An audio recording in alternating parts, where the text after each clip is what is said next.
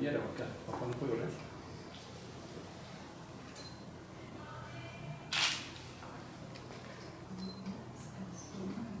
Sende bir referit var.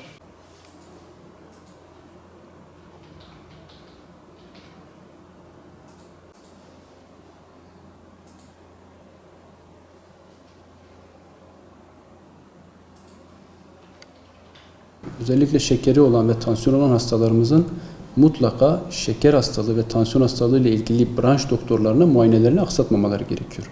Şekeri ve tansiyonu mutlaka kontrol altında tutmak lazım. Kontrol altında değilse evet göze zarar verebiliyor. Vücudun diğer yapılarına zarar verdiği gibi göze de zarar verebiliyorlar. Bu zararlar nelerdir? Gözün arkasında kanamalara sebep olup görme bozukluğuna sebep olabilirler. Bir diğeri kataraktın erken gelişmesine sebep olabiliyor bazı hastalarımızda ve gözün ön tarafında da çeşitli kanamalara sebep olabiliyor. Düzensiz tansiyonu olan ve şekeri kontrol altında olmayan hastalarımız.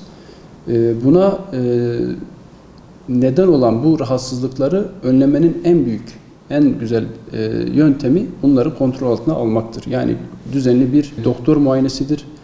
Bu doktor muayenelerinde dahiliye branşı ve kardiyoloji branşının önerdiği ilaçlarını düzgün kullanmaları gerekiyor.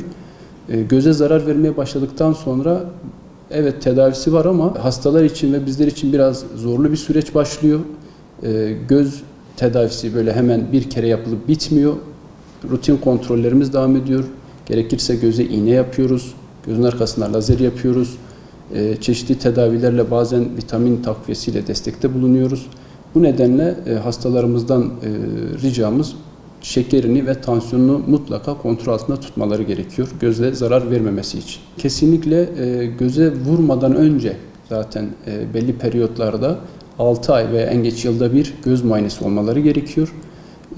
Göze şeker veya tansiyon vurduktan sonra da daha kısa periyotlarla takip ediyoruz. Hastanın gözündeki duruma göre ayda bir, hatta 10 günde bir, hatta daha da kısa günlere çekme durumumuz var. Genelde işte ayda bir, 3 ayda bir, 6 ayda bir mutlaka şeker hastası ve göze şeker vurduktan sonra daha kısa periyotlarla hastaları takip ediyoruz. Bu nedenle göz muayenelerinde aksatmamaları gerekiyor şekeri olan ve tansiyonu olan hastalarımız.